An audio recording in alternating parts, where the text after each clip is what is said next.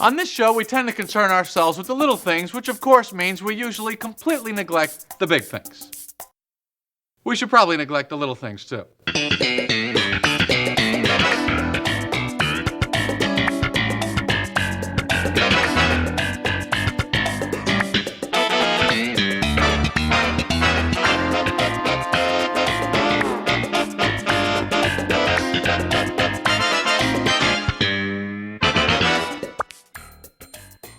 Hello, and welcome to Seincast, a retrospective on all 180 episodes of Seinfeld, being hosted by two guys who can barely run their own lives. My name's Vinny. My name's Matt.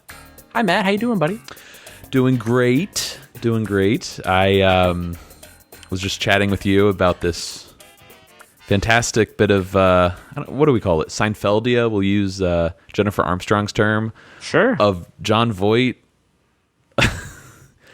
posing in front of someone's LeBaron and biting a pencil. Did you see this? I saw a picture of it, and may I say, it could not be more perfect. I have no context to explain the picture. There's also a video on Twitter. So let's set the stage here. They're on some corner in California. There's a 1989 or whatever LeBaron parked there. Convertible, yep, top down. It's not November, but Jon Voight standing outside, posing with, I presume is the owner of the car, and they're just chatting. The guy takes a pencil out of his glove compartment. Jon Voight takes it and bites it, leaves some teeth marks, and they take photos, and someone's off camera singing, just driving around in Jon Voight's car. That might be the ultimate Seinfeld fan experience, I must say. This video, man, it just blew me away. It's sublime. Yeah, we'll include a link in our show notes to check out the video. We also included a photo that we found on Reddit, which is great too. Yeah, I'm only familiar with the photo. I didn't know there was a video, so I'll have to go check that out. Wouldn't it be cool if, once we get this Seinfeld Comic-Con thing up and running, Seinfeld Con? No, just Seincon. Seincon. Larry David Schwimmer. That's so good. They could have Ella Barron there, and Jon Voight could come, and everybody gets a pencil in line. You walk up, you take a picture, you put the egg roll in your mouth, wipe your mouth, say thank you very much, and then he bites the pencil, and there's your picture. You walk off, and he could make a living doing that. I was just chatting with a friend of the show, Eric, who I work with during Seinfeld trivia and whatnot. Is he a clown? He's not a clown. We were talking about a Seinfeld convention and how Seinfeld actors could clean up. I mean, the main four, they don't need the money, all right? No. So let's say none of them show up. But if you had Larry Thomas there and Steve Heitner, all of them could sell, signed photographs, I don't know, $10 a pop. They clean up. I'd take my money right now. Yeah. I would absolutely put a lot of disposable income into that. God almighty. And you could have, fans there dressing up, and I don't know, maybe it'll happen someday. I feel like there's so much more opportunity for merch and all these other things to come out related to the show that people would still pay good money for. Mm-hmm. I just don't think people have realized it or capitalized on it yet. All it takes is one person to do it, try to make an effort to make it happen. But maybe someday, man, who knows? Another Seinfeld alum, actress and writer, Carol Leifer, was not really in the news, but she made another appearance on a podcast, though, called The Moth. She was on the September 13th episode. Thanks to Mark Rubenstein, one of our listeners from Seattle, for sending in a link. I listened to it just before we started recording, and it's great. It's really short, only 15 minutes, but Carol just talks about meeting her wife, and it's a really funny story about how she had a certain perfume on when she met her wife, and her wife loved the smell, and so she always treasured this perfume, and one day she ran out, so they went to an outlet mall to buy more. And when she went to the store to buy it, she found out it was taken off the market. Oh, no! Sound familiar? And it literally turns into the Sponge episode where she has to go to these different stores to find the perfume. And anytime she'd find it, she'd buy, a whole case of them. A case? Yeah. But yeah, it's a fantastic episode. The Moth, Carol Leifer, September 13th. We'll include a link in our show notes. But the biggest appearance this week from a Seinfeld alum was Julie Louis-Dreyfus, was interviewed by W Magazine. You sent me this link, Vinny, which was nice. For once, you were I'm doing work. I'm contributing to the show. throwing crap at me. But what'd you think of this interview she had? Well, she did the interview with the magazine. I started reading it, and most of the questions were things I had already known the answers to. So I quickly skipped to the video, and they're asking her questions, and she's directing them right into the camera. But I thought it was a great little video. It's about 3 minutes, but they ask her questions about Veep and Seinfeld and just life in general. What you got? Well, it's really edited, right? Like they just take these little snippets, these little bites, and you're not really sure what the question was. Like she's talking about, I love The Wizard of Oz. I always cry at the end of it. I'm like, wait, what was the question? A lot of jump cuts. Yeah, but there's 2 big takeaways from the video, and I guess the question was like, what's your favorite sex scene in a movie? Just let's pretend that's the question, and here's her response. And then sex scene, there was an incredible sex scene in that movie with Ray Fiennes. What's that movie? Oh, English Patient? English Patient. That's the movie that Elaine hated so much. Elaine hated it, but I liked the sex scene in it. Yeah, I dig that one. Do you think she knew and she's just kind of playing into the... I think it's legit that she didn't know, because she, based on the commentaries we've seen her in other interviews, she kind of, all these actors put the show out of their minds, and they don't even remember some of the things they did. You mean they're not talking about it every week on a podcast? Of course not. So no, I think she was actually trying to recall. What movie was that? But it's just so funny that like she loves The English Patient and Elaine hates it. The complete opposite of her character. She also talked about the potential of playing Elaine again. To play Elaine again was not particularly interesting to me because I've been doing it for whatever that was, 8 years or 9 years or however long we were on the air. And so nobody ever asked me to do a spinoff. Really? I know. What the is wrong with those people? I actually, it's so funny you bring it up, but I'm offended. No offers. None. Except to say that had they offered it to me, I would have said no. So going back to our spinoff discussion, a few months ago, we never talked about one of the main 4 getting a spinoff, really. Right. Could you imagine an Elaine spinoff? That doesn't really make a whole lot of sense. Nah, not without the other 3. Yeah. I mean, it would be a totally different show because she really is the most normal out of the group. Yeah. I guess you could say like New Adventures of Old Christine. Perhaps that's kind of domesticated Elaine. She's married, then divorced, and has kids. So, yeah, that's kind of a glimpse into it. Did you ever watch Watching Ellie? I may have watched the first couple episodes, but I couldn't tell you a thing about it. I don't remember it. I wonder what her character in that show is like compared to Old Christine. I was going to say New Christine. Aren't you Ellie? Yeah, right. Or is she more like Elaine? What's going on there? But yeah, just a really cool little video. We'll include a link in our show notes. There's another video that was hiding on the website too, featuring Julia doing a dramatic reading of the Prince song "Kiss." Oh, which is interesting. Not worth playing here, but if anyone wants to check it out, it's in the show notes. This is all part of W Magazine's Royals portfolio. I guess this is like an annual thing where they just highlight different celebrities. On what's the Emmys are coming up shortly, right?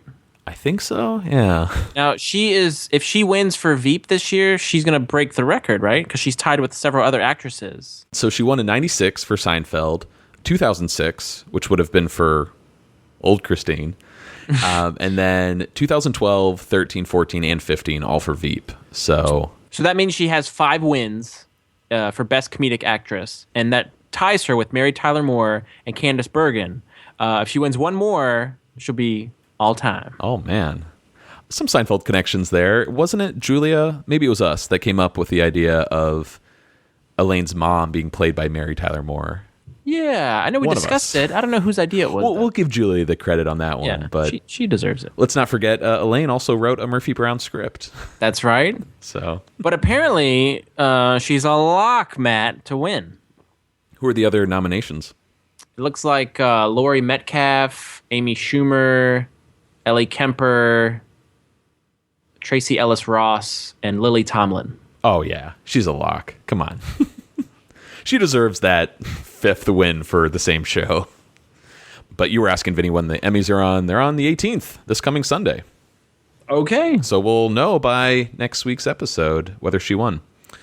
But, Vinny, if listeners want to send us their thoughts on this week's episode, have a Seinfeld page website they want plugged, or just want to say hello, how can they do that? They can email us at seincast@gmail.com, find us on Facebook, Twitter, Tumblr, Instagram, and now they can leave us a voicemail at Coco Bosco, and that's COCOA BOSCO 262-622-6726. What episode do we have this week, Vinny? We're discussing the 22nd episode of Season 6, The Diplomats Club, written by Tom Gamble and Max Pross, directed by Andy Ackerman, and it originally aired May 4th, 1995. I don't know about you, Vinny, but I think this is a fun episode. Uh-oh. Sure. Yeah. Well, we'll see. I'm not sure how I feel about this episode. Well, let's talk about it and see how I feel at the end. Little lukewarm. Interesting. Okay, well, we're going to talk about some trivia here before we get started. Got a lot this week, which is a nice change. I feel like the past couple episodes have been a little... sparse. Yes, just a bit. Tumbleweeds have been rolling by. Working title for this episode was not the Diplomats Club, it was the Admirals Club, which is the name of the actual VIP passenger club for American Airlines. I want to say that the Diplomats Club in this episode is United Airlines. I noticed that logo on the plane. Or is it meant to be just a generic VIP club? Well, I think it's affiliated with an airline, so okay. I'm going with I Love You, United Airlines. Okay. Yes. Well done. But due to the inability to clear the name Admirals Club, they went with Diplomats Club instead.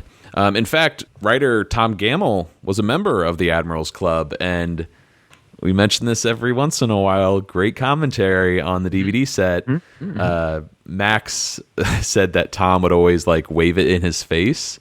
So if, Max is going on a flight, Tom would go, "Oh, gee, Max, you're going to the airport. If you want to use my card, I can get you into the club." Real nice. Yeah. Jerry's storyline came from a regular conversation he was having with Tom and Max. Apparently he was on tour, and right before going on stage, he got this panicked phone call from someone in his manager's office that one of the pilots from the plane that he was on was going to be in the audience. And I guess real life Jerry didn't freak out, but he did think it was a little odd, once he saw the pilot in the audience. Now the George storyline came from LD. Tom Wright, who plays Mr. Morgan, was on set one day, and Larry casually mentioned to some of the writers, "Hey, doesn't he look like Sugar Ray Leonard?" And of course, Larry David would say that. This is, one of my favorite bits of trivia this week. Apparently, there was some discussion as to whether Tom would be flattered or insulted that this white guy thinks he looks like the boxer. Well, if we ever get a chance to interview Tom Wright, maybe we can ask him that question ourselves. Yes.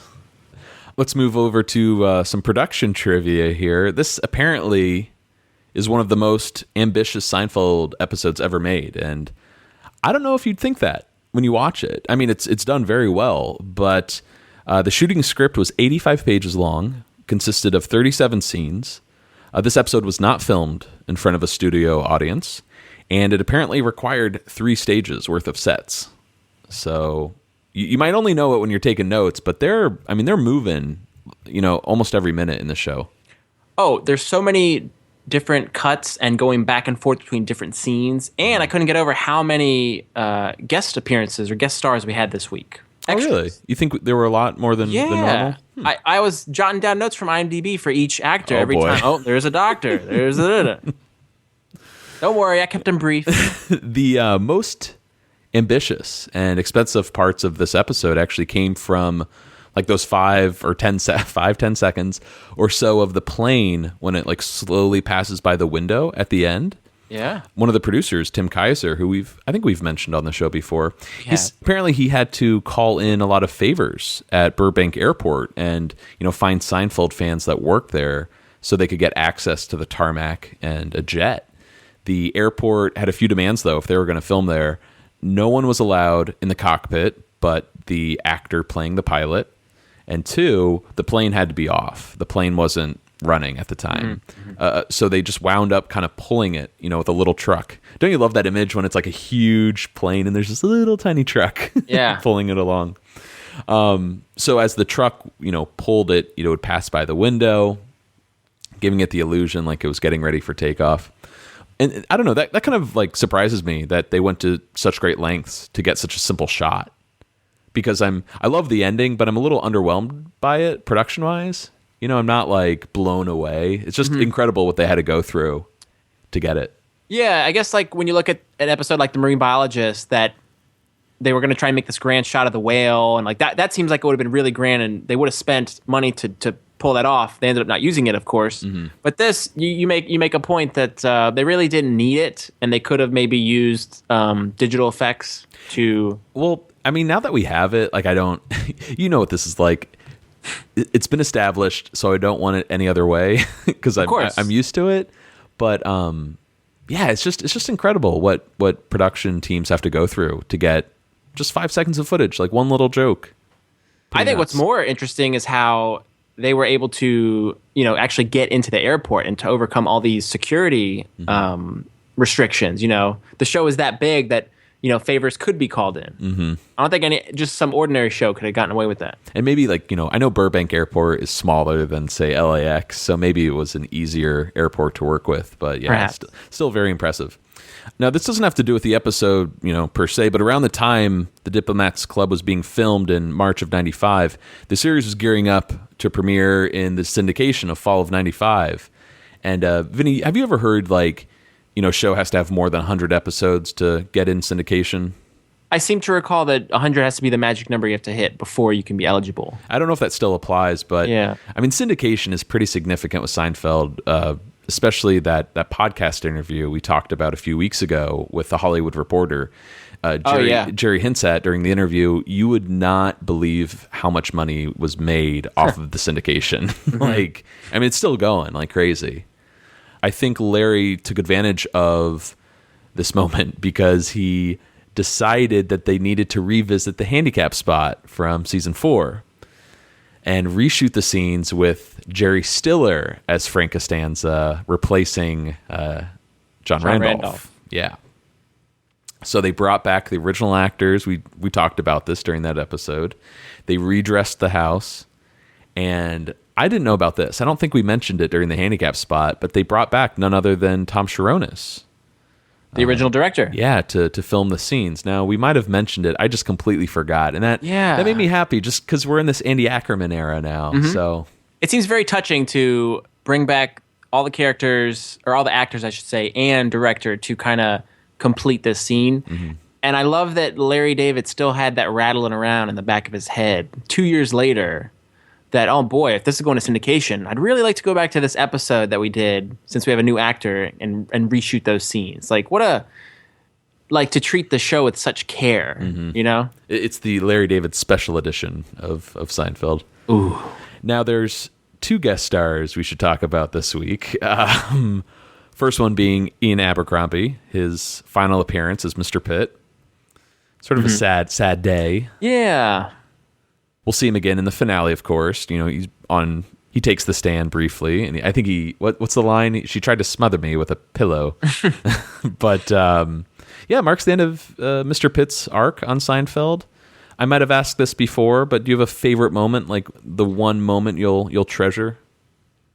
I know this changes probably every time you ask me. Right now, just going on the little montage what we're going to see in this episode, I love it's a physical moment where he's trying on the socks and Elaine's, kneeling at his feet, and he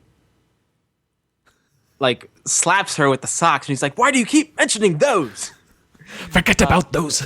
That moment really sticks in my mind. So right now I'm going to say that's my favorite. I'm going with it's kind of like the easy one, but the Next Stop Pottersville dance. That's a popular one too. Goody, yes. But what's funny, you mentioned that montage in this episode. There's really never been like a bad Mr. Pitt appearance. Every episode he's appeared in, for the most part, there's a classic scene there, whether it's the Woody Woodpecker balloon or the candy bar, Hitler mustache. I mean, he got some great stuff in the brief time that he was on the show. Yeah. This episode that we're doing, the Diplomats Club, might be his weakest, just because there's no real quirky, unique part of his character that'll come out in this particular episode. So, but what's funny is nothing quirky. One of my favorite bits of Mr. Pitt dialogue is in this episode. Ooh, looking forward to that. Yes. Now, the other guest star that I thought we could talk about before we move on to the episode is a very interesting one because we don't have a name for this guest star. The guest star with no name. Yes, this is the actor, or the person rather, who played the pilot. This, I think, is the coolest bit of Seinfeld trivia that we've ever shared on the show, just because I did not know about this at all. Was this news to you? Yes. Okay. Well, apparently Tom, Max, Jerry, and the casting department were having a lot of trouble finding someone to play the role, the pilot, in this episode. Again, the pilot has no lines of dialogue. He's just sitting in the audience, and he's sitting on the plane. It's all attitude. Yeah. So day or two before filming, nobody looks right in their photos for this role. And let's let Jerry tell the rest.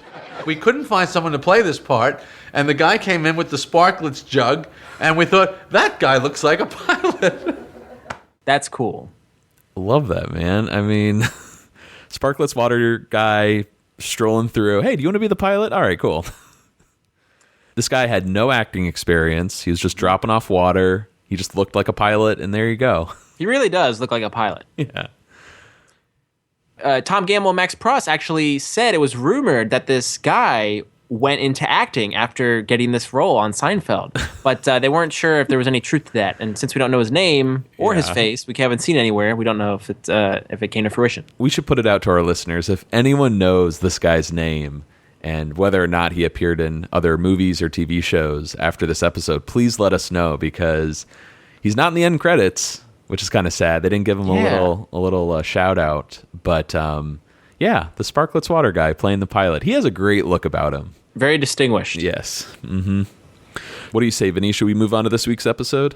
Absolutely. How about the little scam the airlines have going now with these special clubs? $150 a year to sit in a room, eat peanuts, drink coffee and soda, and read magazines. Excuse me, isn't this the flight? I already got 4 hours of this coming to me. What am I paying for? How about it? I got all my luggage club. Can I get into that? Where is that club? I would like to join that club. Airlines love to divide us up into classes, you know, like when you're sitting in coach, they always have the stewardess always closes that stupid curtain, you know. They always give you that little look like, maybe if you had worked a little harder. Yeah, once again, I gotta say, I gotta plead ignorance on this one. I never really knew about these diplomats clubs or admirals clubs. They still exist though today, right? Oh, absolutely. Yeah. Okay. Definitely. They, I mean, that's like the perks of being in any kind of, I don't know, VIP membership with an airline. You know, you get to board first, you get your club. I think this is also where like a lot of celebrities, you know, will wait before a flight. Mm-hmm. I remember my wife and I were flying out to San Francisco, and we got bumped up to first class briefly. We didn't get to fly first class. We just got bumped up. How does that work? Long story. We had to like switch airports. We were flying out of Newark. Yeah. Our flight got canceled. They put us in a taxi, drove us out to JFK, and we apparently had first class tickets. And we're like, this is incredible. Then we got demoted later. But we went to their little VIP club, and we were just drinking, and we had a little celebrity sit next to us. None other than Shaka Khan. Oh. It's kind of cool, I guess. Pretty cool. Okay. Do you ever confuse this episode with the Friars Club solely based on the title? Yeah. I think, didn't we talk about this last week? I think so. Off mics when we were trying to figure out, you know, what bit of dialogue we should quote at the end. And you were going to quote, like... I said, Agrabah. Agrabah, yeah. You're like, hey, idiot. That's next year. Oh, yeah. I think it's an easy mistake to make, for sure. I do love this stand-up, though. I think it's pretty solid. Yeah, it's good. And I love the topic of airports, too. I mean, the episode of the airport is a fantastic one. I think it's ripe, you know, for stand-up comedy. It is ripe for comedy. I think I've said this before on the podcast, but Jerry has 7 minutes worth of air travel jokes on his I'm Telling You for the Last Time album. Some of which is from this stand-up. No way. Way. Also, before we move on, We heard from a lot of listeners. Thanks to everyone for writing in that Jerry's stand-up from last week for the Fusilli Jerry, where he's talking about the car breaking down and how you have to pretend you know what you're doing. And that's why there's a hood that hides your face. That's actually from his first appearance on Johnny Carson back in 1981. Wow. How cool is that? And that comedy is still relevant today. That still holds true in 2016. Oh, yeah. Wow. That's amazing. Unlike the, I don't watch The Weather Guy. I watch, what is it? Romper Room. Yeah. If I know the little guy has a little jacket and umbrella on, I know what's happening. There's something like that. You got a knack for that. That's pretty good. I'm giving you the sign right now. Oh, thanks. All right, first scene of the episode, we're at Jerry's apartment. Jerry gets off the phone with the supermodel. Her name is Bridget. I guess he's sort of dating her. Like, we don't really have much context for this, but she's flying into New York, and then she's leaving for a whole month. But there's a small window of 6 hours tonight where Jerry gets to see her. He's got a show to do in Ithaca at 3 p.m., but he's flying right back to the city, and they're going to meet in the Diplomats Club at the airport.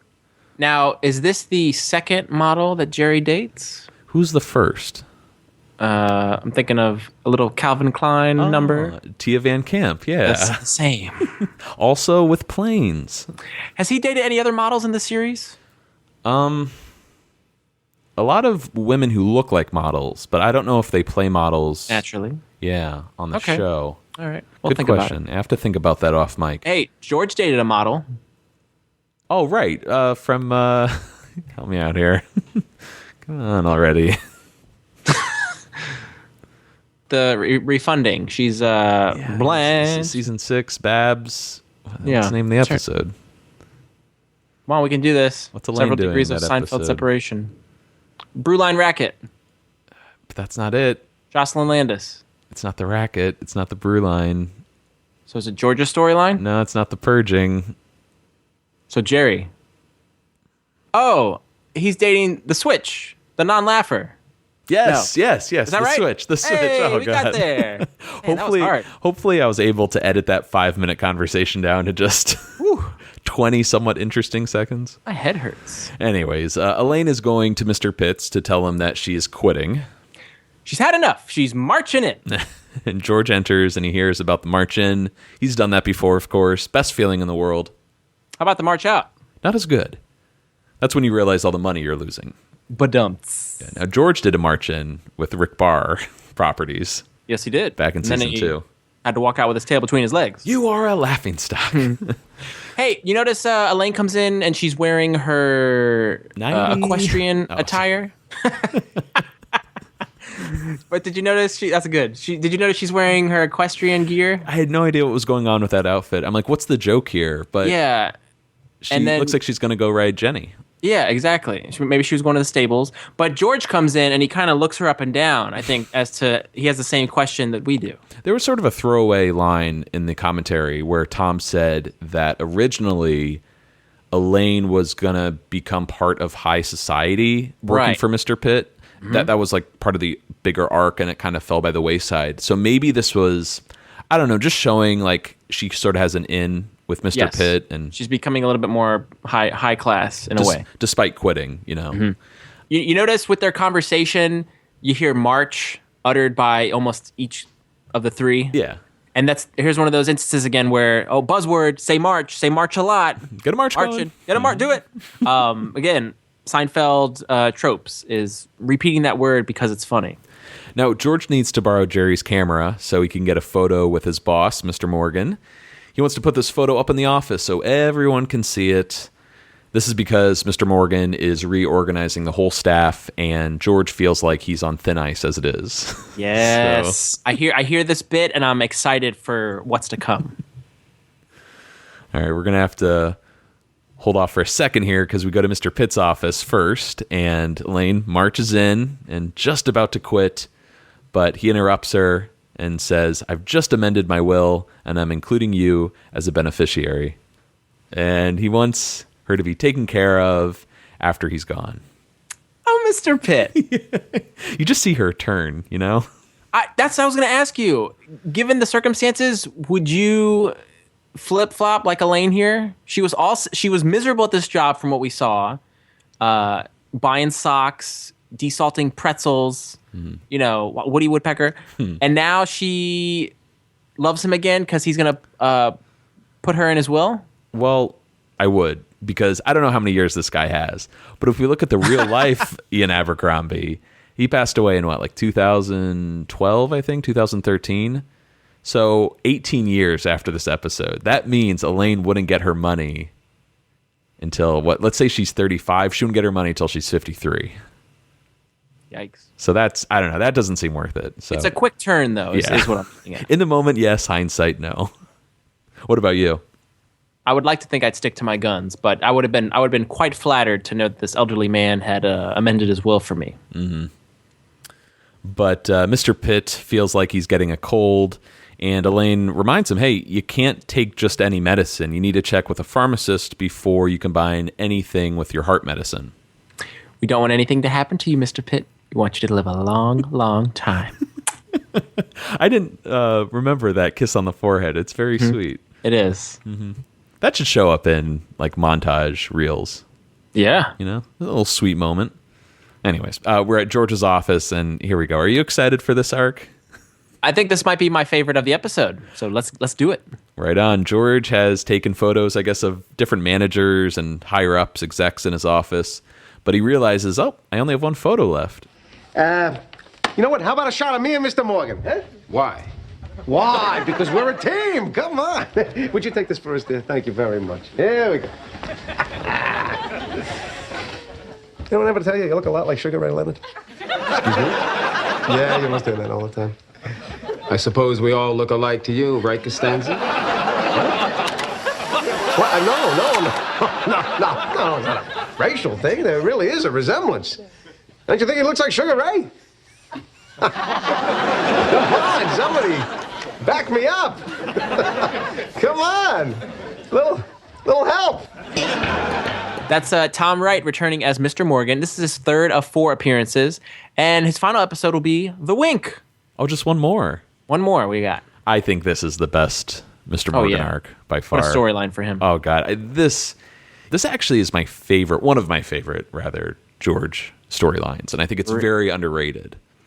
Yeah, it's quite pathetic what his plan and what he goes through, as we see in the episode, to try and befriend several black people throughout New York. Right. So it's still great fun to watch him act like this. I gotta say though, I actually think Mr. Morgan does resemble Sugar Ray. It's there. There's a resemblance. I mean, I could see someone saying no, he doesn't look like him at all, but I'm leaning more towards yes. Yeah. It's like Al Roker and what's his name? Mark McEwen. Yeah. Or Dom DeLuise and Paul Perdeau. No, I don't see a resemblance. That line, though, where George is just trying to be, so sweet. He is taking advantage of the situation, getting the photo, but he's just throwing out an innocent comment. Hey, anyone ever tell you look like Sugar Ray Leonard? And as soon as Morgan's like, I guess we all look alike to you, don't we, Costanza? And George just panics. He's like, wait, what? Yeah. Snap. And it's caught on Polaroid for all to see. Oh, God. Great moment. I also love how the higher-ups are all wearing these dark suits and white shirts. And George has the khakis on and the brown jacket. He just looks so shabby next to he really them. stands out like he doesn't belong there. Next scene, we're at Monk's, and Jerry looks at George's photo and thinks, Mr. Morgan looks a little like Sugar Ray, but regardless, he shouldn't have said anything. And George thinks, this is unfair. Now Mr. Morgan thinks I have a racial bias. I would have marched on Selma if it was in Long Island. So you would have marched on Great Neck? Absolutely. I still might. I always hated those girls. They would never date me. And then Kramer arrives to drive Jerry to the airport. That's a pretty big step in the friend relationship. They're going all the way. And he's amazed that Jerry has no luggage, just a pen and a pad of paper. We should note, too, that Jerry's wearing a white shirt and a tie. Mm-hmm. Looking pretty nice. Now, before they head to the airport, Jerry says, I need to swing by a drugstore, pick up a toothbrush. Nice little bit of trivia from the commentary. Tom Gamble, Max Pross commented that this was kind of true to Jerry's real stand-up life. He actually would just take a notepad and have a toothbrush when he would go on his gigs. I love that. Yeah. The fact that there's no, literal or, figurative luggage, with this job. Yeah, if you're just going for the day, that's all you need. Now, let's move on to the clip here. This is fantastic. This is where George wonders, hey, Kramer, who do you think this guy looks like? Hey, Kramer, what does that look like? I don't know. Come on. Not salt, but... Well, Pepper Johnson? No. Sugar Ray Leonard. Oh, no way. All right. I'll tell you what. I'll bet you the next 3 people I ask, 2 of them will say that it looks like Sugar Ray. All right, how much? $100? $200? $1,000? Hey, wait a second. What are you doing? You're not betting. You know he's not supposed to bet. Come on, Jerry. It's a lock. Kramer, you've had this thing under control for almost 3 years now. Don't start again. But it's a lock, Jerry. So what are you going to do about Morgan? You know, it'd be great if he could just see me with some of my black friends. Yeah, except you don't really have any black friends. Outside of us, you don't really have any white friends either. There's that line that I love, the picking apart George Costanza and taking him down for the little scheme he's trying to concoct here. The line, you don't really have any black friends outside of us. You don't have any white friends either. Which is true. So I feel like that almost was a comment to the people who were disparaging the show for not having black actors or characters on it. Love Kramer's response when he's trying to figure out who it is, and he's like, "What? Not Salt, but what? Pepper Johnson?" You like to say that one a lot. I remember. Love that. And at the time, I had no idea who Pepper Johnson was. And would it surprise you, Vinny, that I had no idea who Pepper Johnson was up until a few days ago? Not at all. Okay. Not a sports guy. One of the big takeaways from this scene, I think, is Kramer's gambling addiction.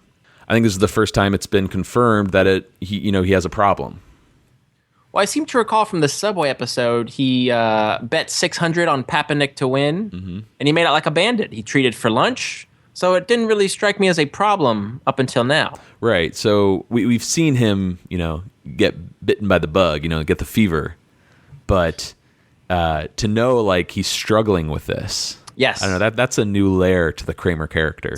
Yeah, that gets a little deeper, and it gets even more so in later seasons. Bally's, he used to have a problem, which is great. But we see a little bit more of the gambling arc. Apparently, this was not included in the first draft. Like, Kramer's only role this episode was driving Jerry to the airport, and he was going to hang out at the Diplomats Club and just kind of pretend to be a businessman and hang out with execs. Right.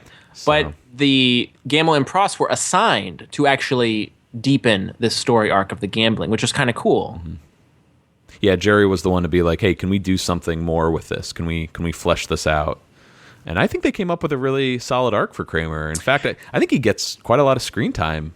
Oh, yeah. For a last-minute arc. And I think it's one of the most recognizable traits of the character of Kramer is his, is it propensity to gamble? I guess. Is that right? Sure. Yeah. But I was thinking 3 years would put us back in 1992, and that tracks perfectly because that is the episode, The Subway, when that took place. Solid. Nice. Very cool. Now, I'm curious, were there any other instances of gambling that took place between then and now?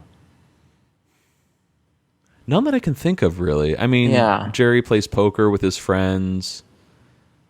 We'll see later, in the AIDS walk, Kramer's like, you see those 2 ladies I got showing? But that's later. Oh, how about in the Kiss Hello? No, that was a party. Yeah, that party. Who was it? Stephanie. Tucci. Tucci, right? Yeah. I can't think of any other gambling examples prior to this episode other than the Subway. Yeah. I'm sure they're out there, though. Next scene, we are in the lobby of some apartment building, and we're not really sure where we are until George buzzes up to someone's apartment. None other than Joe Temple. Ciao! Joe Temple's triumphant return. I love when George says, "It's me, George Costanza." Who? He does not remember this creepy man invading his apartment way back in, what was that, the couch. The couch, wow. he reminds them, hey, we watched Breakfast at Tiffany's together, and he's back with another movie and a bucket of popcorn. Go away.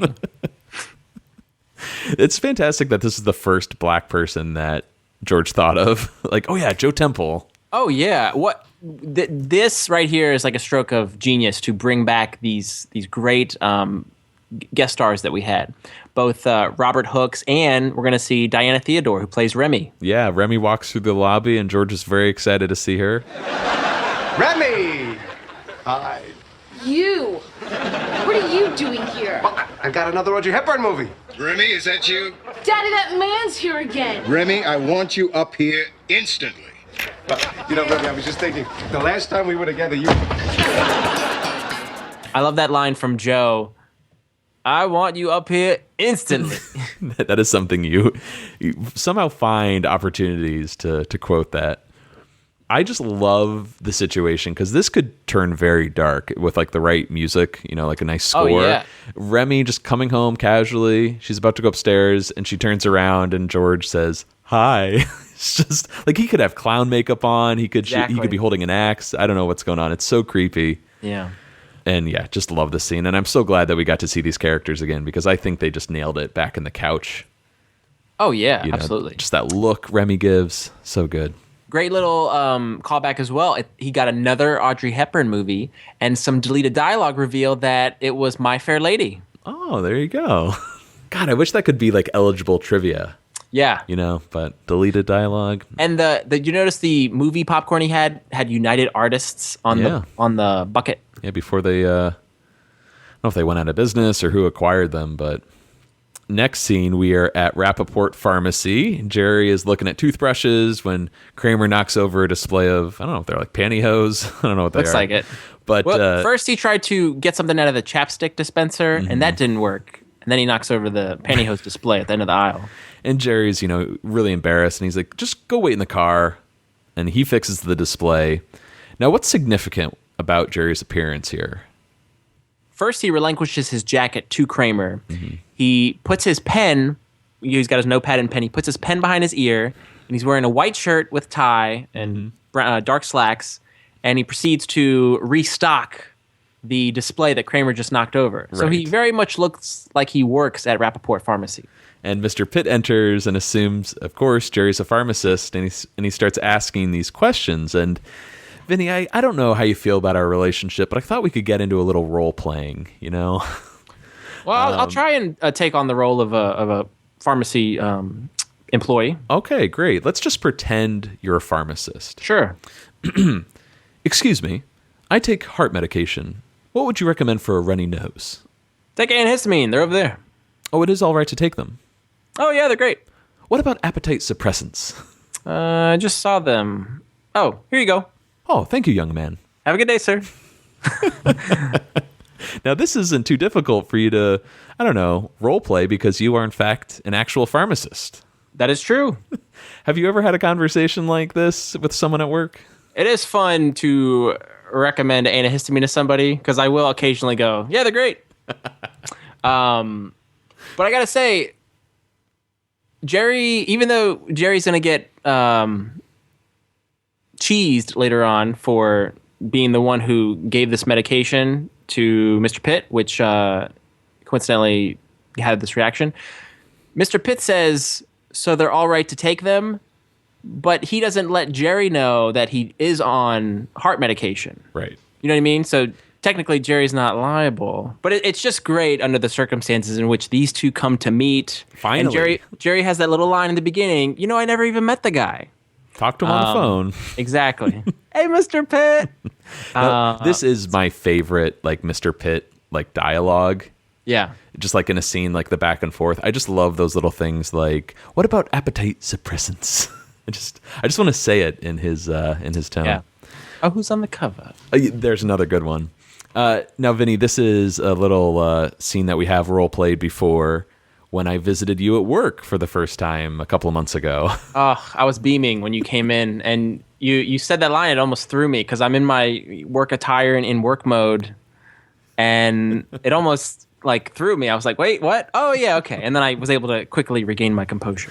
Yeah, it made me so happy because as soon as you told me, all those years ago, you're going to pharmacy school, this is the first thing I thought of. I'm like, were you inspired by this scene in Seinfeld to go to pharmacy school? I told you from the get-go after college, and it's really pathetic to admit this, but I always wanted a profession that was somehow related to the Seinfeld universe. Whether it's dentist or pharmacist, I wanted something that was somehow related to the show. And I don't know why. Whatever. But I'm kind of proud that something that Jerry does quote in his act and you see on the show.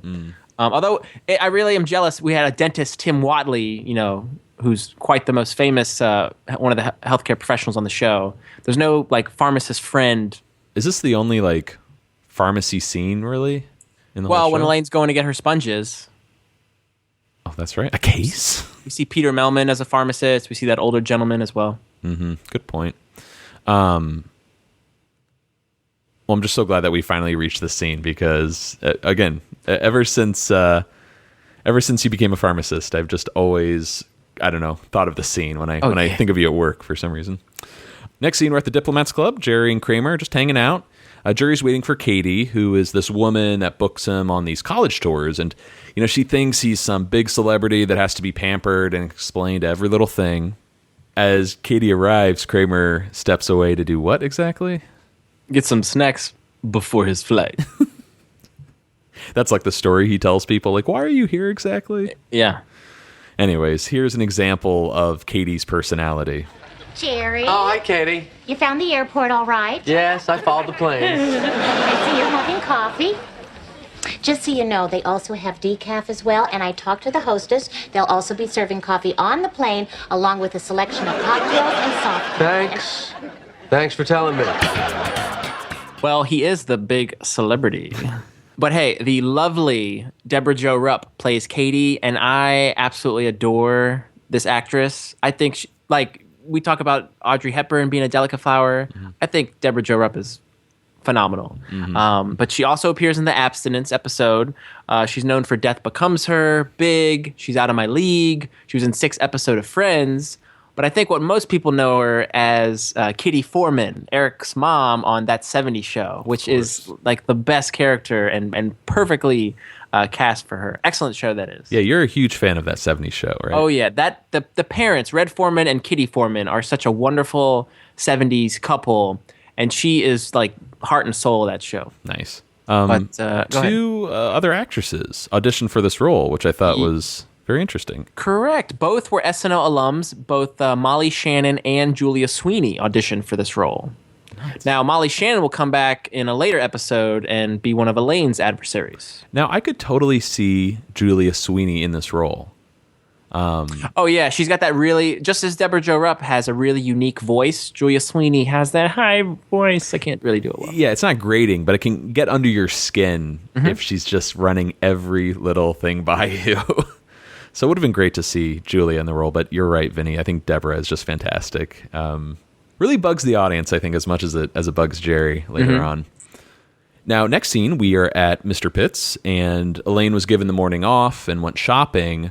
When she comes back, she's shocked to find Mr. Pitt in bed. He's being visited by a doctor and his estate lawyer, this woman named Lenore Walker. Now, Mrs. Walker had arrived to discuss his will, since he wants to change it. And she found Mr. Pitt collapsed on the floor.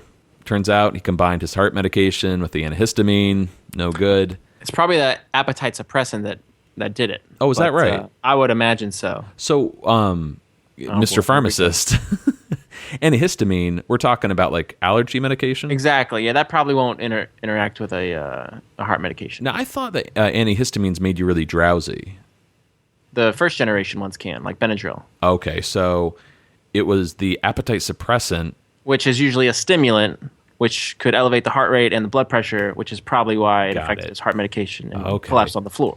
You know, that whole thing, appetite suppressant, seems like a really bad idea. Those aren't...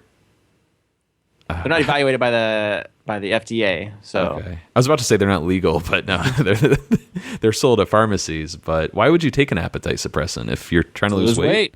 Mr. Pitt needs to lose weight? Well, he's got that big match with Ethel Kennedy. Oh, good point. Okay. And doesn't this feel like a little mini soap opera? The setting, all the accusations are coming. I feel like we got to cue that dramatic soap opera music for this scene. As soon as Elaine walks in, totally. She's on some daytime soap opera for sure.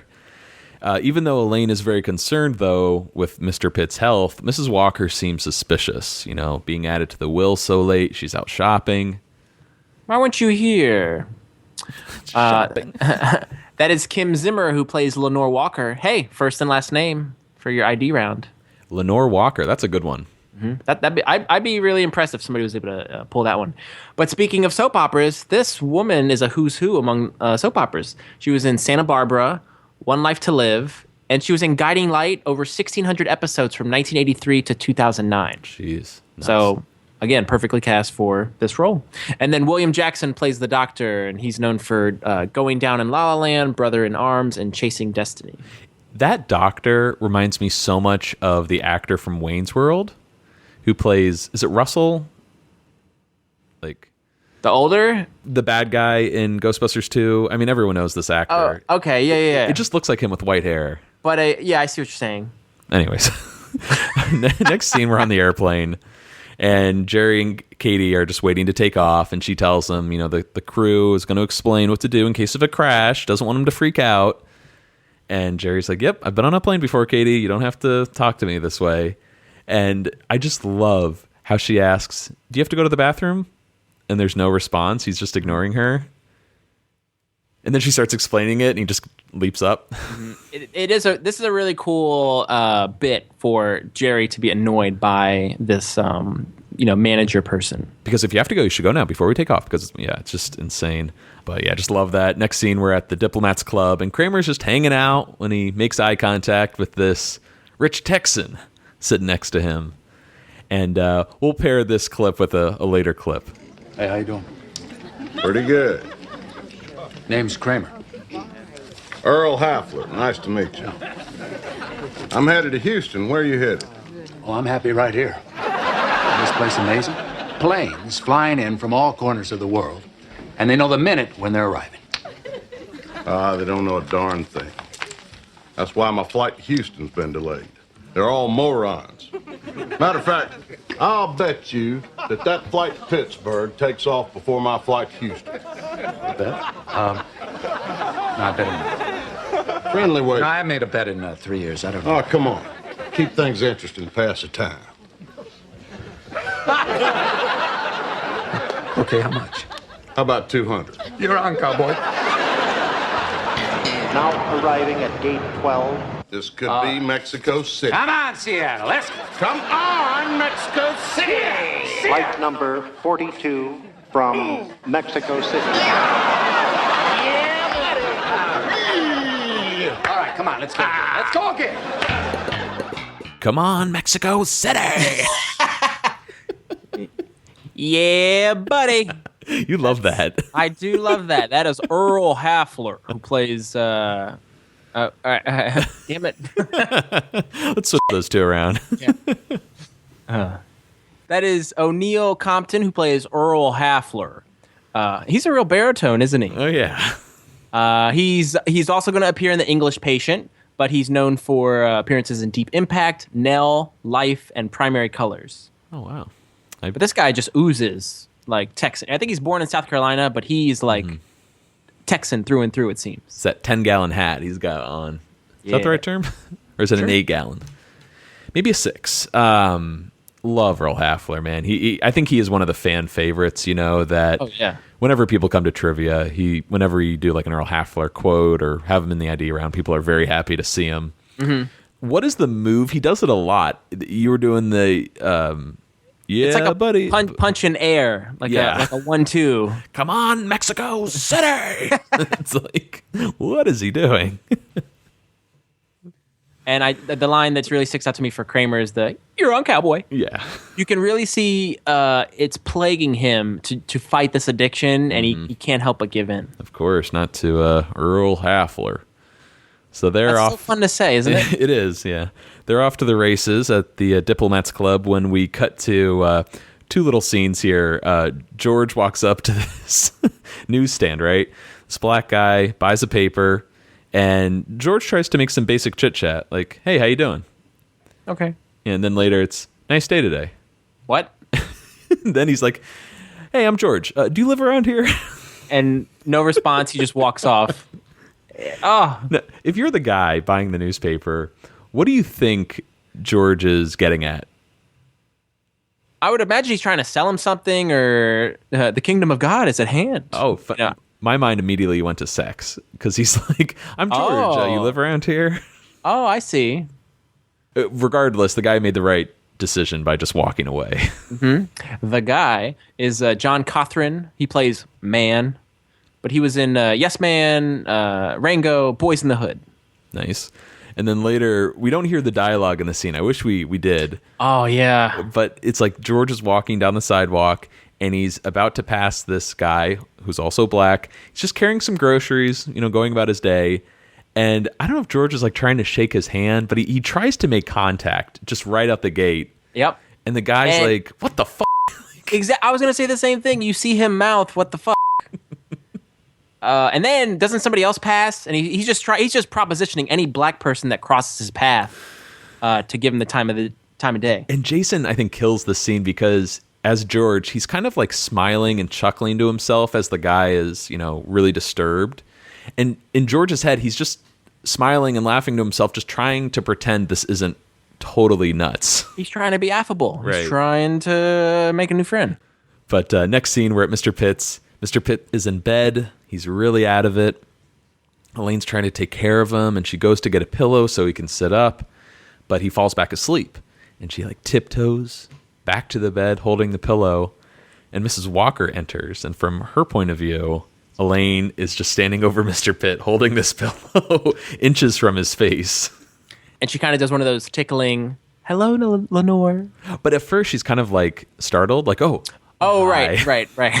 Yes. It's a great little image. Next scene, we are in Ithaca, New York, at the Ithaca Civic Auditorium. Right out the gate, did you notice anything visually off with this establishing shot? And this is a real nitpick, but I can't recall. All right, well, it says Ithaca Civic Auditorium at the on the front of the building, and Ithaca is spelled Ithica, and I know for sure Ithaca is spelled Ithaca. So someone, really? And this is not like a real sign. This is something I think the Seinfeld staff created. Okay. So someone misspelled Ithaca. That's a botch. You botched it. Wow. And the main reason I pointed out is because later you're going to see Ithaca Airport, and it's spelled differently there. Oh man. So this is something that got past all the execs and people watching the episode. Nice catch. Yeah. We need to George Lucas this thing and redo it and re-release it. Have some dewbacks in the background, yeah. Yeah. Now you're talking. Okay. Anyways, Jerry is backstage with Katie just minutes before showtime, and she's pretty frantic, telling him it's a full house. The lighting guy's name is Lou. He's got a birthday next week. Yeah, I don't care. Okay. And she adds one little thing here. By the way, Jerry, I don't want you to freak out, but the pilot is going to be in the audience. Who? Remember the plane we took here? The pilot is going to be sitting out there watching the show. I don't care. Why are you telling me this? I just didn't want you to freak out when you saw him. Why would I freak out? Pilot. All right, ladies and gentlemen, a big hand for Mr. Jerry Seinfeld! Hey! All right, good afternoon, Ithaca. Welcome. Good to see you here. Boy, I tell you, I noticed there's a lot of those orange cones you have out on the thruway on the way up here.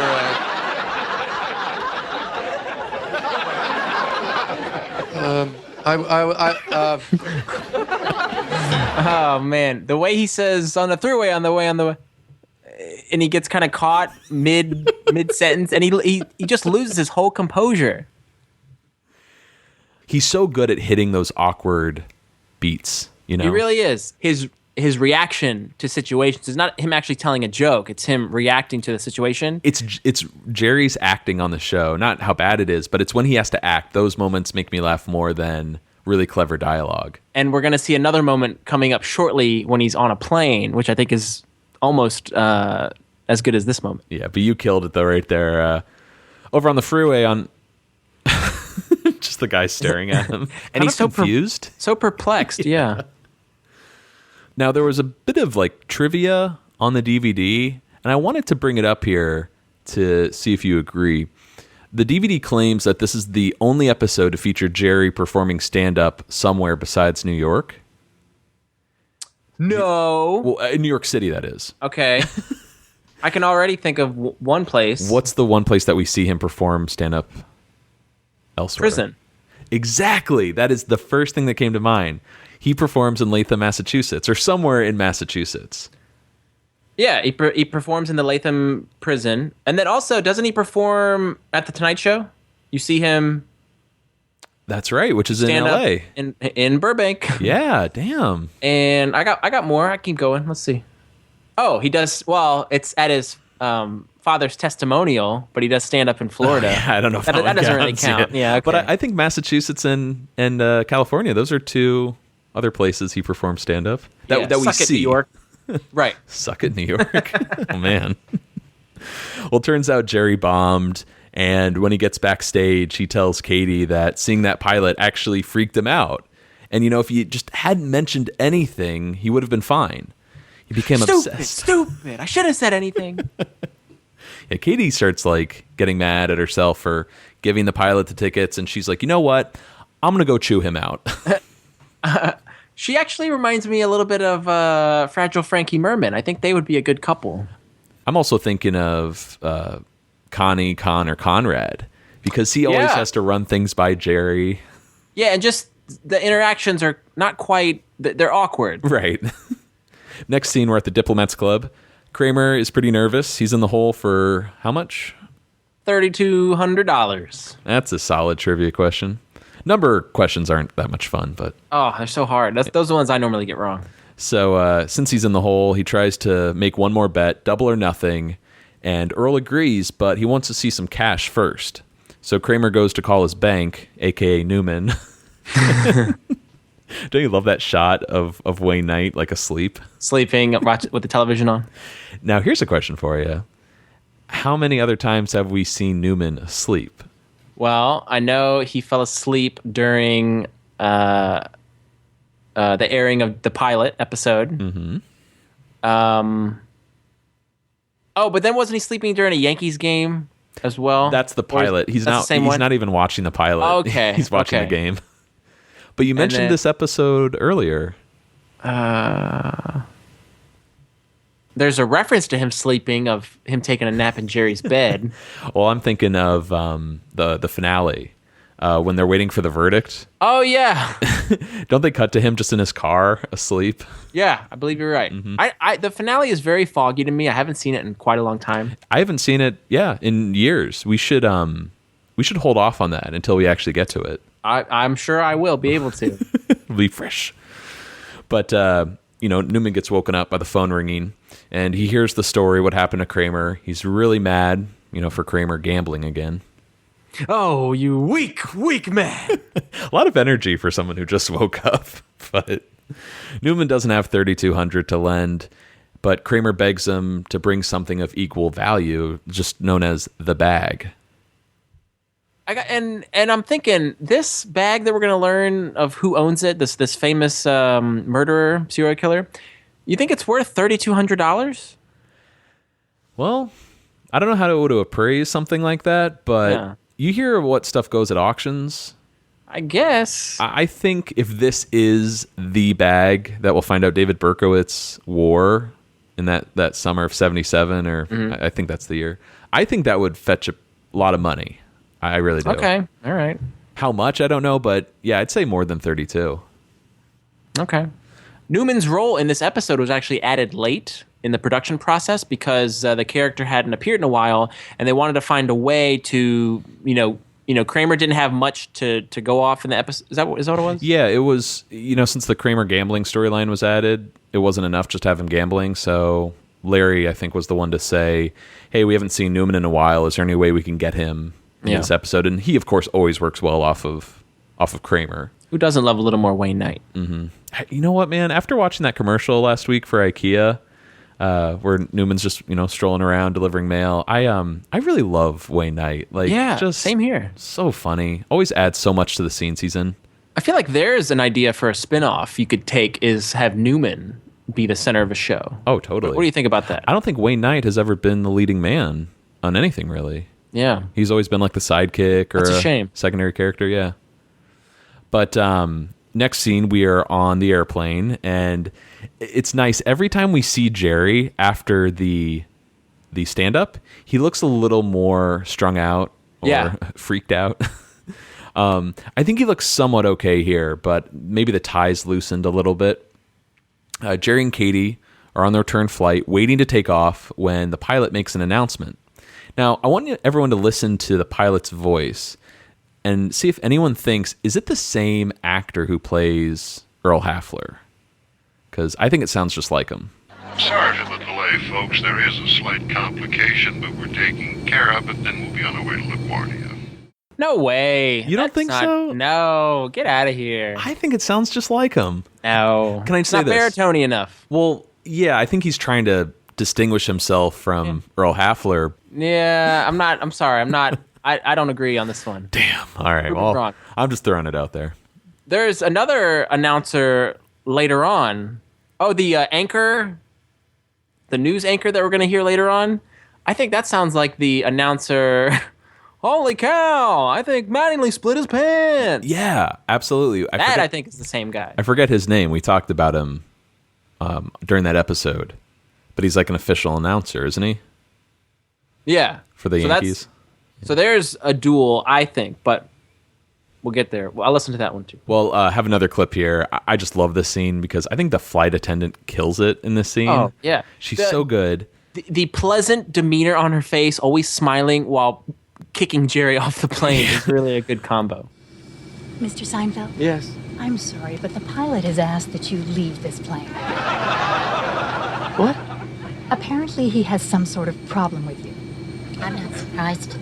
I really let him have it, Jerry. He had no business being in your audience if you didn't want him there. I didn't care. Well, now the pilot doesn't want you on his plane. But he can't just throw me off the plane. Yes, he can, if he has cause to believe that a passenger will be a disturbance. But I'm not a disturbance. Well, apparently you are disturbing him, sir. But someone is waiting for me. Jerry, I don't want you to freak out. I'm freaking out. I am freaking out. There's another term, freaking out, that they're using a lot in this episode. And there's Jerry flying off the handle, which is always great to see. Of course. It's so good. Christine Cattell plays the flight attendant, and she was in Mr. Wrong, Last Dance, and Bedroom Eyes. I wonder what Katie said to the pilot to get Jerry kicked off. Well, she really let him have it, Matt. But we get an act break. And then we're still at the Ithaca airport here. Jerry is really looking strung out, right? The tie is now loose. The collar's open. His hair's a mess. And he's trying to make a phone call, but Katie tells him, all right, I got you 2 flight options. You got the 8 o'clock or the 8:30. Which one do you want? Which one do you think I want? The 8 will get you in just a little earlier. Then we'll make it the 8. I tried to do it there with the line. Katie closes her eyes. Mm-hmm. She has to think about it. It's hard for her to process the idea of what could be the better option. What would the famous celebrity, like more? She can't. She doesn't want to make that decision and screw it up for Jerry. See, do you think it's because she's treating him like a celebrity? I think she has the inability to make a choice. No, I think she's just programmed to. I have to cater to every whim of the celebrity. If he wants the 8, I'll get him the 8. If he wants 8:30, I'll get him the 8:30. She doesn't have a decisive bone in her body. You had a bit of a Conrad delivery there, right? Yeah. If Jerry wants me here at 5, I'm here at 5. If Jerry wants me, I channeled a little bit of Conrad. So turns out it's 8 a.m. though, not 8 p.m. And since Jerry is trying to, meet Bridget at the Diplomats Club. Diplomats Club. God damn it. There's a clip from one of our earlier episodes that I still revisit because I just isolated the track where... Yeah, I think you sent it to me. Yeah, I try to say impossible, but I say impossible. Who can fill Michael Richards' shoes? Yes, it's impossible. Impossible. Do you have some milkshake there? Stuff. But again, Jerry's trying to make it to the Diplomats Club to meet Bridget. He tells Katie, rent a car. Mid-size, luxury, or sports model? What's your preference? I don't have a preference, okay? Just make a decision yourself. All right? Stop bothering me with every minor detail. Please? Okay. You're the big celebrity. Isn't it fantastic how she just turns on him? Yeah, I'm glad she stuck up for herself. Are you kidding me? She's horrible. Wait, hang on. Are you joking or are you serious? Yeah, I'm joking. Okay. I don't know. I'm doing that Lucille thing when she closes the door, just kind of squinting at you. Uh-huh. I don't know if I believe you. Actually, Well, a better I'm analogy would have been Larry David just sizing someone up. I'm so partial to Deborah Jo Rupp that I'm on her side, even though her character here is despicable. You're the big podcast host. Well, Jerry calls George at his office, and before he can ask him to go down to the Diplomats Club, George wants to know, hey, what's the name of that exterminator who took care of your place when you had fleas? Dana Foley. Nice. Thinking outside the box. I like it. Thank you. Carl, of course. But what was the name of the company, Vinny? Defend. Yes. That, I think, is a good trivia question, Oh, yeah. too. I keep going on about the trivia. I don't know what I'm doing here. George says, well, I don't need an exterminator. And this is when Jerry realizes what's going on. Because he's black? Gotta go. Very similar to when Newman cuts Jerry's hair. Oh, I dropped a nickel. Gotta go. Yeah. the same. Loving these parallels between multiple episodes here. Oh, we used to do that all the time in the earlier episodes, and I feel like we kind of fell off that. Tired, I think. Yeah, that bit. But since Jerry didn't get to ask George for the favor, he calls Elaine at Mr. Pitt's, but Mrs. Walker answers the phone, and she goes to get Elaine from the other room, who's right in the front and center reading a book. And I guess this is a pretty clever visual gag, but I didn't get it at first. What's the book title? Fatal Vision. Now, do you remember this book or know all the controversy surrounding it? Not even close. Okay, well, apparently there was a guy who murdered his family, his wife and his 2 children at, I think it was like a Fort Bragg or something like that. He's a doctor. Was he a doctor? Okay, well, he was, on trial, and he hired someone to write a book about his experience. It was like he was a journalist of some sort. And I think the guy who was on trial was under the impression that this journalist was going to tell the story from his point of view, from the defendant's point of view. Of course, and he's innocent, right? But it became really clear to the guy who wrote the book, this Joe McGinnis, that this guy was obviously guilty, and that's what the book was about his guilt. And once the book came out and was a huge hit, the person who was found guilty and sentenced, I think, to life in prison sued him, saying that this is like a breach of contract to talk about my guilt, which is just a really interesting situation. Sounds like an interesting book. Yeah, for sure. But I guess this is just feeding into the possibility is Elaine trying to kill Mr. Pitt, what have you. Elaine picks up the phone and Jerry begs her, you got to go to the Diplomats Club so Bridget doesn't think, Jerry stood her up. Otherwise he won't get another date with her. And things get tense here. Jerry is really freaking out and Elaine yells at him to, calm down. She'll take care of it. I said I'll take care of it. Nice. That's the real important one, right? Because it's just, I'll take care of it. Relax. Yeah. So Elaine's under a lot of pressure here, it seems like. And from Mrs. Walker's point of view, this doesn't sound good. Take care of him? Yeah. Nice. Next scene, we're at the Diplomats Club. Newman arrives with the bag, a mail bag, actually, and Kramer gives it to Earl, who he doesn't seem that impressed. It's just like a regular leather bag until he sees whose name is on it, David Berkowitz. Son of Sam, the worst mass murderer the post office ever produced. Where'd Newman get it? Newman took over his route, and boy, were there a lot of dogs on that route. Any of them talking to him? Just telling me to lay off the snacks. Oh! And Newman does the air punching as well. Mexico City! Yeah, they really bond quickly over this bag. His butt's a hell of a guy. They all have a good laugh. Kramer's welcome back into the fold. They place their new bets. Kramer takes Boston. Earl takes Ithaca. Double or nothing. I hope you know what you're doing. So next scene, we're in a car. It's at night. Jerry's getting woken up as Katie is driving back like frantically down this bumpy back road somewhere. She has no idea where they are. They lost the road a half hour ago. She didn't want to wake Jerry, of course, and bother him with the minor details. No, road is a major detail. Now I can see something's off with Katie. The fact that she would not wake up Jerry from a nap to alert him they've gone off the highway. So if you were Jerry, this would have been like the breaking point for you. Yeah. So Katie keeps going here. She asks, do you prefer me to turn around or should I keep going? And she's not looking at the road as we see them about to crash into something. Look out! As we cut over to George's office. Here we go, buddy. Carl the Exterminator arrives. Our old favorite. In a white shirt, no equipment. May I help you? I'm the Exterminator. Oh, yes, of course. Come in. Why didn't you want me to bring my equipment or wear my uniform? Yes, well, if the other people in the office saw that I had called an exterminator, they would just panic. Very jittery group. Besides, this is sort of a friendly visit. Carl, right? Do I know you? Yeah, sure, we met at Jerry Seinfeld's apartment when you fumigated for fleas over there. Seinfeld. Oh, yeah. Funny white guy, right? Jerry? Yes, I suppose he is white. I never really thought about it. I don't really see people in terms of color. There's someone I'd like you to meet. Hang on. Is Mr. Morgan in? Mr. Morgan left for dinner. He left. Huh. Carl, you hungry?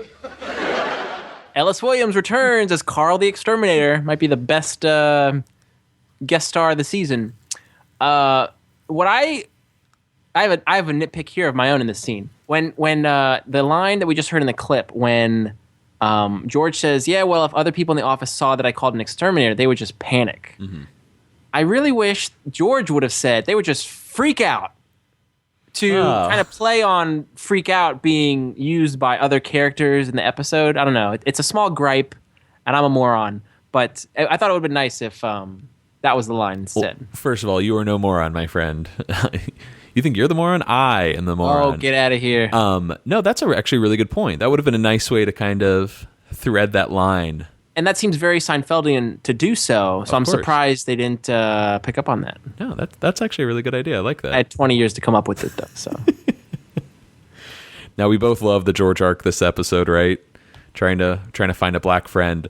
But I love how George takes it like another step further. And it's not so much like I'm trying to be friends with someone. I'm just trying to pretend to be very like racially sensitive. On top of it, like it's not enough to be like, "Hey, Carl, sorry to call you here so late. You want to go grab something to eat?" Because he has that awesome line, and I love it so much when Carl's like, "Oh yeah, Seinfeld, funny white guy, right?" And George pauses. Jerry, I suppose he is white. It's like it's so fake and conjured up. But yeah, this notion of George trying to be the PC, the racially sensitive, as you said, right? Which is, I don't know. This is a conversation for a different podcast, but to say like, "Oh, I don't see people in terms of color," that I feel like is a line that people use when they're trying to come off as racially sensitive. Absolutely. Like, there's no weight to a line like that, I feel. We're going to, actually, you know what? Before we move on, that voice on the phone, that's like Mr. Morgan left for dinner. Yeah. We've heard that voice before, right? On Seinfeld? We did hear her. She is actually Kobe Turner, the script supervisor, and we actually saw her with Elaine in The Doodle. She was Judy. Yes. Thanks for getting me that interview at Viking Press. Let's cut over to Mr. Pitts. He is still in bed, watching TV with Mrs. Walker sitting nearby. And on the news is a report about a lost Manhattanite who drove through a residential backyard, and we find out they drove right into a swimming pool. And there's a shot of the car in the pool, just like, look at this. And the segment then cuts to comedian, specifically, they say comedian Jerry Seinfeld. And Jerry's just freaking out on TV. See, the anchor you's freaking out. Yes. He's like soaked from the crash. Shirt's open, ties loose. Akimbo. And Jerry's like screaming like, no, I don't want to talk. No more questions. And he tries to like run away. He goes through the bushes and circles and comes back out of the bushes. It's like he gets caught in them. Yeah. He's like, no. But in Mr. Pitt's bedroom, Mrs. Walker recognizes the name Jerry Seinfeld since he called earlier for Elaine. And Mr. Pitt recognizes the face because he's the guy who gave him the pills at the pharmacy. And the pieces, they're coming together here. They realize what's up. He's no pharmacist. Next scene, we're at some restaurant. I don't know where, somewhere on the river. And George arrives. It's pretty fancy there. Everyone's in suits. And so you have this, schlub coming in his, khakis and brown jacket. And then there's Carl. His white T-shirt. And sweats. And George asks him for one little tiny favor. Pretend we're old friends. Yeah, and George sees Mr. Morgan, enjoying dinner by himself, just trying to have a peaceful evening. And before we cut the clip, actually, cut to the clip, I want to just say we're going to add something special on the end that you didn't hear in the episode. Vinny, we've been talking about a blooper reel for, weeks, if not months now. Ad nauseum. Yes, and we'll include the one we always talk about at the end of this episode. But there was another blooper that was connected to this scene here. So I don't think this interaction, when George walks up to Mr. Morgan's table, was scripted at all. I think they were just always planning to cut it when George sits down. But Jason Alexander, waiting to hear for someone call cut, had to keep the scene going and just come up with all of this material. So we're going to play the scene, but keep listening because the conversation's going to keep going after they sit. Don't discount listening. Oh, my God! Mr. Morgan, what a coincidence. It's Mr. Morgan. Come here. Mr. Morgan, I want you to meet a dear old friend of mine, Carl. I'm the exterminator. That's what we used to call him in high school. The exterminator. He's a linebacker. Oh, boy. Oh, did we have some wild times. I remember one time Mr. Bevilacqua, he was the gym teacher. Do you remember Mr. Bevilacqua said to you, listen, Carl, give me 40 laps. You said 40 laps? I'll kick your ass 40 laps. What are you talking about? And then he did. He kicked his ass. It was amazing. Does anyone want to cut a camera, or are you just going to... Cut the goddamn film. That's pretty cool that, first of all, that Jason would improv to keep the scene going, but the inclusion of Mr. Bevilacqua, the high school gym coach, that is really a nice pull. And I wonder, did Jason just have that in his brain? It comes off that way. So I said he was improvising these lines because he kind of runs out, it seems like. If they didn't have a set cut moment, why would he look up and say, anyone want to cut a camera? Yeah. And that feels very desperate, where he goes, 40 laps? I'll kick your ass 40 laps. What are you talking about? I'm out. Yeah. But yeah, I like that. That was included on a little blooper reel that our friend of the show, Eric, shared. And, did we also hear... Oh, wait, we haven't gotten there yet. No, that's towards the end. Next scene, we're at the Diplomats Club. Turns out Kramer won the final bet, so he should be pulling in... How much money, Vinny? Double or nothing, so 64? That's correct. Which Earl pays in traveler's checks. Meanwhile, Newman's talking with some other guy about Berkowitz, with the bag across his lap. What's some trivia we learn about David Berkowitz? He was in the cubicle right next to Newman. Yeah. They once double dated. Yeah. I wonder what that date was like. Yeah. Wow. Well, I think, we saw Kramer and Mickey double date. We never saw Kramer and Newman double date. Yeah, not at all. That would have been an interesting little play. I wanted to look up when Wayne Knight was born. He was born in 1955, and I think Son of Sam, I think that whole murder spree was in, 1977. So that means Newman was only 22. All right, his rookie year. Yeah, so it was early on in Newman's career, but I think the years match up. Sure. Elaine arrives and runs into Kramer. She tells him, she's meeting Bridget in a little bit and adds that Jerry freaked out the pilot in Ithaca, single-handedly delayed the flight an entire hour, which doesn't sit well with Earl Hafler. And he accuses Kramer of being a cheat, starts ripping up the checks. Nobody hustles Earl Hafler. See you around, Cosmo. Howdy, ma'am. I like that little howdy, ma'am, at the end. Yeah. He's awesome, that guy. Yeah. And we never saw Earl again. Yes, we did. Yeah, I know. Sorry. Next scene, we're at Mr. Pitt's. Oh, actually, we should mention Bridget enters right at the end of that scene, Oh, right? yeah, there's Bridget. She's the ma'am. So next scene, we're at Mr. Pitt's, and Elaine stands by Mr. Pitt's bed. Mrs. Walker is nearby. She just can't believe this accusation. Jerry Seinfeld tried to poison you. What? What, Mr. Pitt? What are you, delirious? He's never even met you. You're fired, Elaine. Goodbye. Goodbye? And the Mr. Pitt saga comes to a close, but we, get this nice montage of his greatest hits with, it's sort of like an instrumental version of The Way We Were. Yeah. Jonathan Wolf's version.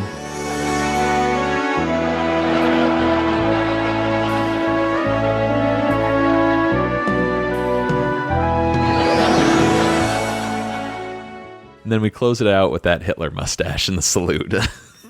Stock rising high. Yeah. Damn, did he have a lot of great stuff? Yeah, absolutely. We get so excited when we meet the secondary characters for the first time. We're not going to see Mr. Pitt until the finale, and we don't really count that. But he joins the ranks of people like Babu.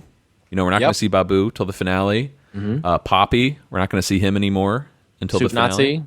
Well, we haven't met him yet. Yeah, we haven't met him yet. But you get to see him once and a lasting impact. So much so that they bring him back for the finale. Like characters like Mickey, Kenny Bania, Putty. We're going to see them plenty of more times. Right. But crazy. No more Mr. Pitt. Was Littman in the finale?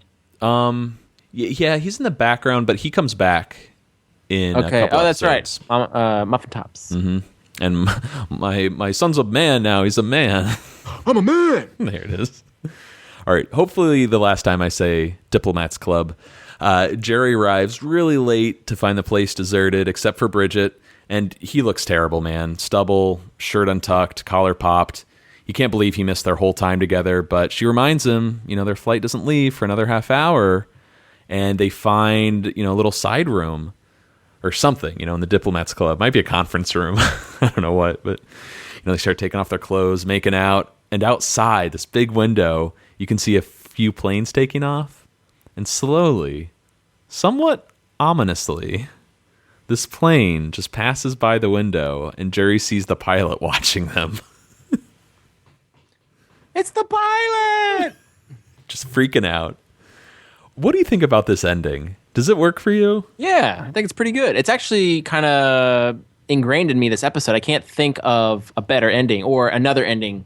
You know what I mean? I think it's one of the weirdest Seinfeld endings, and I love it for that. It's just so out there and bizarre. It's a cool little freeze frame of Jerry grasping into the camera, looking out the window. Right. I just feel like Seinfeld doesn't get this surreal. The fact that the pilot would literally drive by their window. I would assume on purpose. I don't know if he's doing it intentionally. I thought he was taxing, like pulling in. Most likely. I always like to think that the pilot has some kind of obsession with Jerry, which makes no sense. Their paths keep crossing. I see. Well, maybe he's got a vendetta against Jerry now because of the poor stand-up material and then the fact that he was disruptive on the flight. Mm-hmm. So this guy's got it in for Jerry now. Wants to put the kibosh on his time with Bridget. We're going off the rails. There's something about the pilot's look in that final scene too. I don't know if he's observing Jerry or if he's kind of baffled, oh my God, it's the guy from the stand-up club. He's saying, is that the same guy? Is that the comedian who didn't wish Lou a happy birthday? Right. Oh boy. Let's talk about Bridget before we sign off here. She is played by Berta Wajford, and this is her only credit in addition to Attack of the 50-Foot Woman. Oh, very good. She plays Alien. Oh, an alien. Cool. She's got. Oh, what are you gonna say? She looks like a model. She does look like a model. I actually think she's got a little Julia Stiles thing going. Oh, okay. A little bit. So this relationship that Jerry has with this supermodel is purely physical. Yes. No, I missed our whole time together. Like, Yeah, I mean, you know what this relationship's all about, right? Yeah, I do. They're just looking for a good time. Anyways. Last scene of the episode, we are at the restaurant again. Mr. Morgan looks pretty depressed. He's annoyed that he has to have dinner with these two. And George tries to play up that he and Carl come here all the time. And, Carl is a little too honest and says, oh, yeah, I'm always here. For weeks, we've been saying you wouldn't believe the rat problem in the kitchen. And I listened to the scene over and over. He actually says rat droppings. Let me see. Yes. You wouldn't believe the rat droppings in the kitchen. All right. Yeah, I think you're right. I stand corrected. I hear droppings now. So where did we ever get problem from? Right? Just something we misheard, I guess? Well, yeah, I wasn't paying attention. Droppings, problems. There's a little bit of a similarity there. I guess we're a little out of our league here. Einhorn, good work. So Mr. Morgan sees that Carl is an actual exterminator and thinks George has sunk to a new low. And as he leaves, George asks for the check, and the waiter tells him, hey, Sugar Ray Leonard can eat here on the house. And George just feels vindicated, freaks Mr. out. Morgan! Yeah. Mr. Morgan! With good reason, too. He's been trying so hard this whole episode. Yeah. For vindication. He finally gets it. Now, we mentioned the Carl rat turd blooper a few weeks back. I think we referenced it a lot with, please forgive me. But we finally have audio of this blooper. So the line should be, you wouldn't believe the rat droppings in the kitchen. Carl, the exterminator, or the actor, chooses to use a different line, and it just cracks everyone up. Yeah, I come here all the time. You wouldn't believe the rat turds in the kitchen.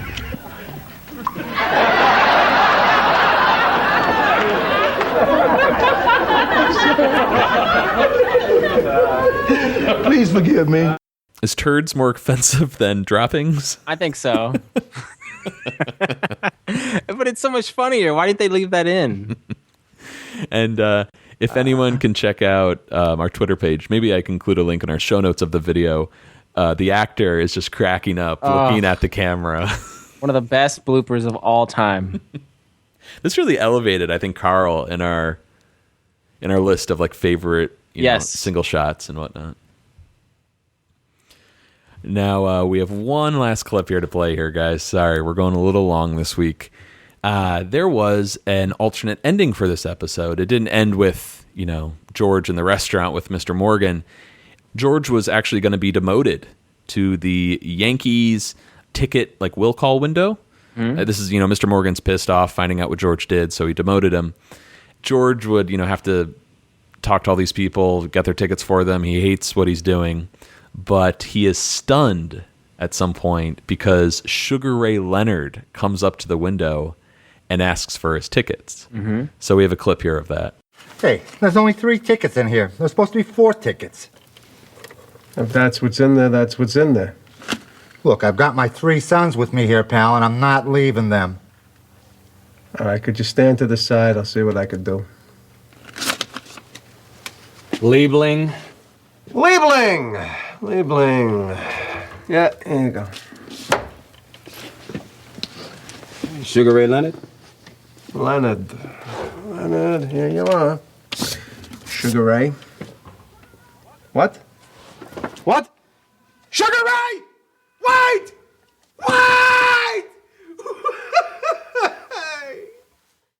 What do you think about this ending? Does that work for you? Yeah. Oh, yeah. It works big time.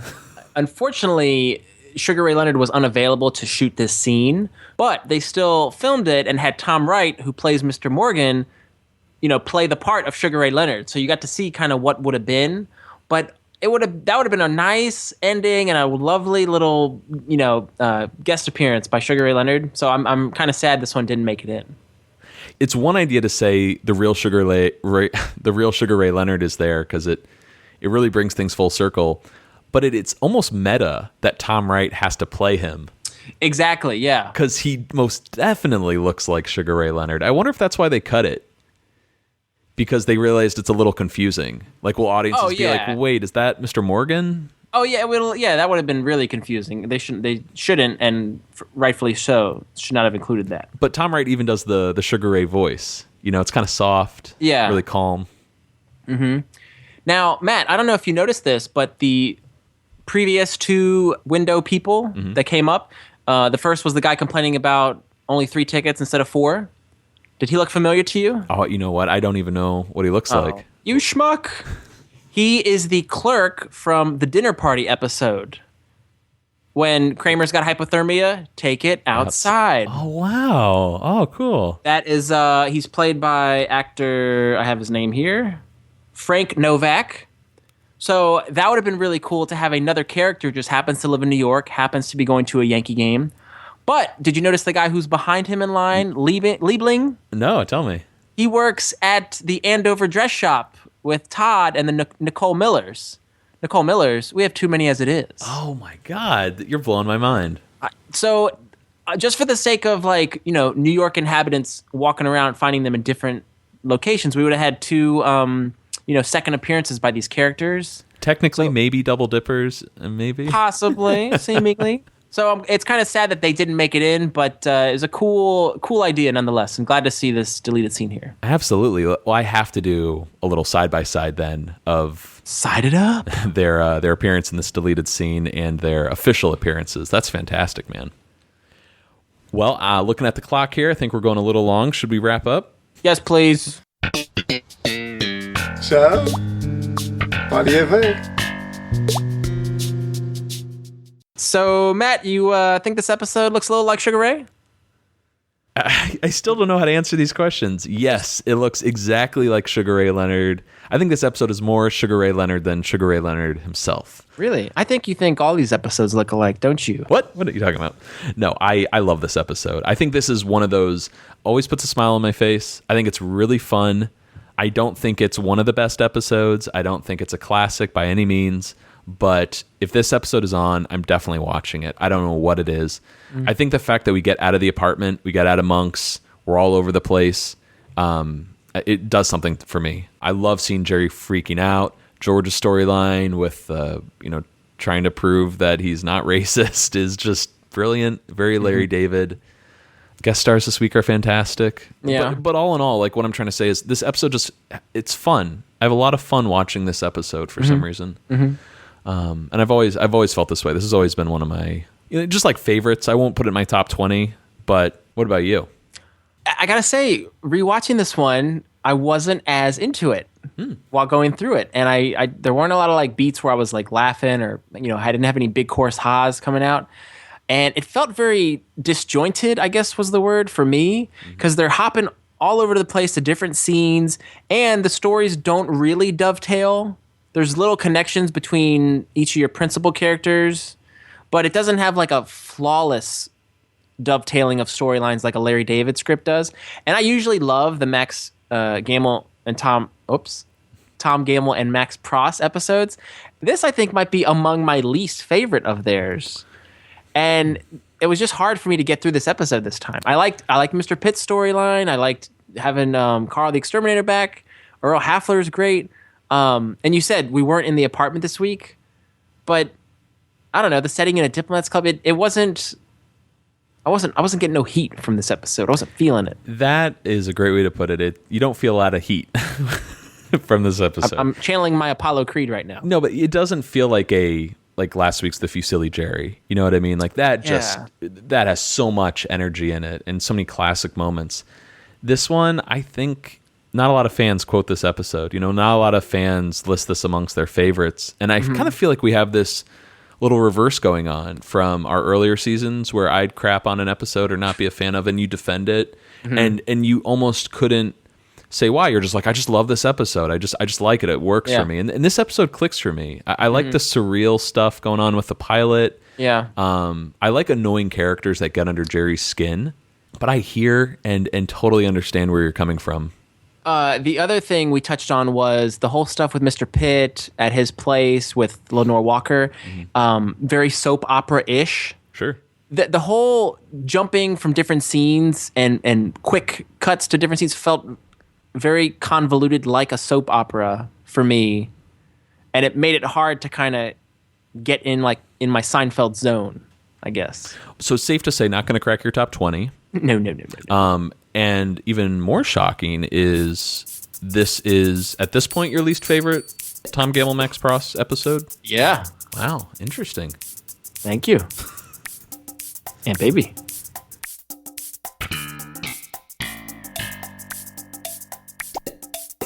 All right, that's going to do it for us here on Seincast this week. Please feel free to send us an email at seincast@gmail.com. You can find us on Facebook, Twitter, Tumblr, Instagram, or call us at Coco Bosco. Vinny, what episode do we have next week? We are discussing the 23rd episode of Season 6, The Face Painter. You going to do anything special for that episode? Yeah. Paint my face. Why? You know, support the team. For now, I'm Matt. I'm Vinny. Signing off.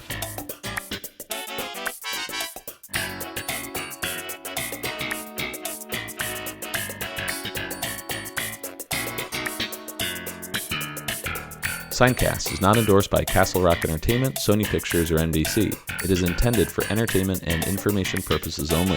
Seinfeld, the Seinfeld logo, and all names, pictures, and audio of Seinfeld characters are registered trademarks and/or copyrights of their respective trademark and copyright holders.